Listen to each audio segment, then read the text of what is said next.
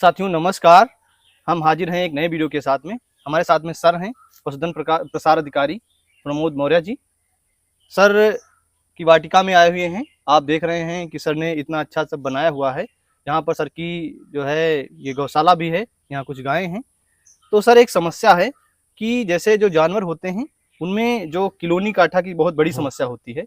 ये पशुपालकों के लिए बहुत बड़ी समस्या है कि जब इनका रूप ज़्यादा उसमें विस्तार रूप से हो जाता है तो ये एक बहुत बड़ी समस्या के रूप में होते हैं। तो सर क्या सावधानियां हैं जो रखनी हैं और क्या हमको ऐसी चीज़ें करनी है कि इससे निजात मिल सके और कौन सी दवाएं हैं जिनका प्रयोग कर सकते हैं हम लोग।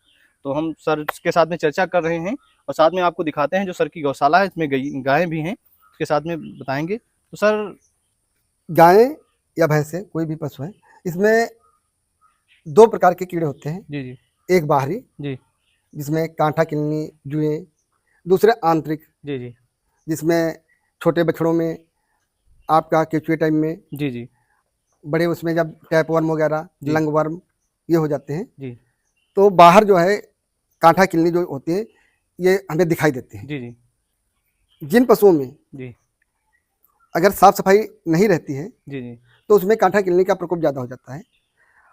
इसका मुख्य कारण यह है कि जैसे हम पशुओं को नहलाते नहीं हैं, जी जी अगर हम समय समय पर नहलाते रहें, सफाई रखें तो नहीं होगा।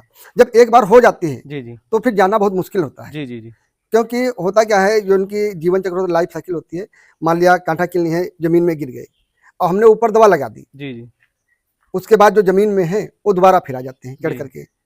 ये मान लिया कई दिन तक भूखे भी रहेंगे, उसके बाद फिर भी जो है, तो इसके लिए हमें करना ये होगा कि जितने पशु हैं जी अगर हम सभी के साथ एक साथ दवा लगाएं जी जी और नीचे जहाँ ज़मीन में रहते हैं, फर्श है या कच्चा है, वहाँ पर हम उपचार कर दें। जी पहले ये होता था, लोग लिपाई कर देते थे, जी पुताई कर देते थे, तो जितने वो होते दब जाते थे। जी जी या तो हम नीचे कीटनाशक वगैरह का छिड़काव करें, कुछ दिन अलग बांध दें, जी ये हो सकता है।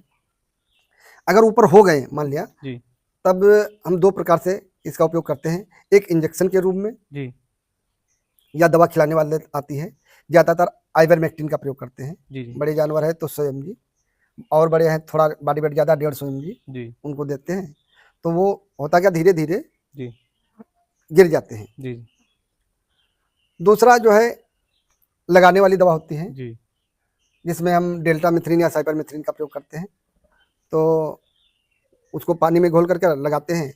उसमें एक खतरा रहता है कि हटने ना पाए, जी तो इसके लिए करते हैं कि जानवर जो है, पशु है, उसको खूंटे से ओछा बांध देते हैं या मोकरी वगैरह लगा देते या हैं। वो लगा देते हैं। अगर नहीं है तो उसको अगर हम बहुत टाइट बांध देते हैं जी जी कुछ देर के लिए, कि खूंटे के से मतलब रस्सी बहुत छोटी करके, तो वो चाटने नहीं पाता है पशु। जी जी तो और लगा करके जी उसको जी हम फिर आधा एक घंटे बाद उसको नहला देते हैं। नहला देते हैं। जी एक और दवा आती है जी जो रीढ़ पर डाली जाती है। अच्छा अच्छा तो रीढ़ पर आप जैसे ये है पशु, आप यहाँ से लेकर के और जी यहाँ तक एक लाइन हम खींच देते हैं। जी उसकी मात्रा पुरान जो है, उसकी मात्रा ये रहती है कि अगर जानवर 100 किलो का है जी तो 10 ml रीढ़ पर इसके डाल ऊपर दें। हाँ, डाल देते हैं। मान लिया ये पशु है 3 कुंटल का, जी तो लगभग 30 ml ऊपर डाल देंगे, तो वो पूरे सर शरीर में कवर जितने हैं वो झड़ जाएंगे जी और चाटने का खतरा भी नहीं रहता है। जी जी दूसरा, कुछ गोली आती हैं, जी आइवरमेक्टिन है, हाँ ऑक्सफेंडाजॉल अंदर कीड़े के लिए, ऑक्सफेंडाजॉल आइवरमेक्टिन, जी जी जी एल्बेंडाजॉल या एल्बेंडाजॉल आइवरमेक्टिन ऑक्सीक्लोरोनाइड के साथ। जी तो इस प्रकार से हम गोली भी प्रयोग कर सकते हैं, इंजेक्शन भी प्रयोग कर सकते हैं, लगाने वाली दवा भी प्रयोग कर सकते हैं।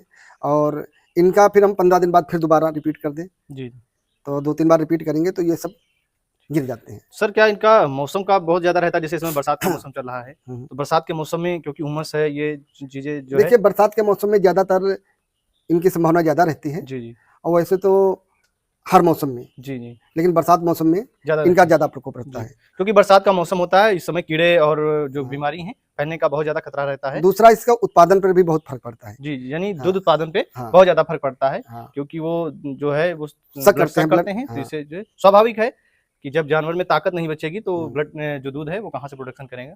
तो ये रही कोई काठा कॉलोनी को लेकर कुछ चर्चा जिसपे सर ने जानकारी दी। अगर आपकी जानवरों में कोई ऐसी समस्या है तो आप सर के बताए हुए दवाओं का प्रयोग कर सकते हैं। क्या सावधानियां रखनी है और ये दवाएं ज्यादातर हमारे यहाँ पशु चिकित्सालय जी पर उपलब्ध हैं। उपलब्ध हो जाएंगी। हाँ। जी जी। तो ये देख रहे हैं कि ये सर की गौशाला है, इसमें बहुत सारी गायें भी हैं। सर हमारे साथ में हैं पशुधन प्रसार अधिकारी जो ब्लॉक मछेटा सीतापुर में है। तो सर के साथ में समय समय पर हम हाजिर रहते हैं कि जो भी आपकी पशुओं से संबंधित समस्याएं हैं वो उन तक पहुंचाई जाएं, उनके क्या निवारण है, क्या सावधानियां रखते हैं। तो हाजिर रहेंगे अगले वीडियो में एक नई बीमारी को लेकर, और क्या उससे निजात है, क्या ऐसी चर्चाएं आपके साथ में करते रहते हैं। तो आप भी हमसे जुड़े रहने के लिए हमारे चैनल को सब्सक्राइब कर लीजिए, बेल आइकन दबा लीजिए ताकि आने वाले वीडियो आप लोगों तक आसानी से पहुंचते रहें। धन्यवाद।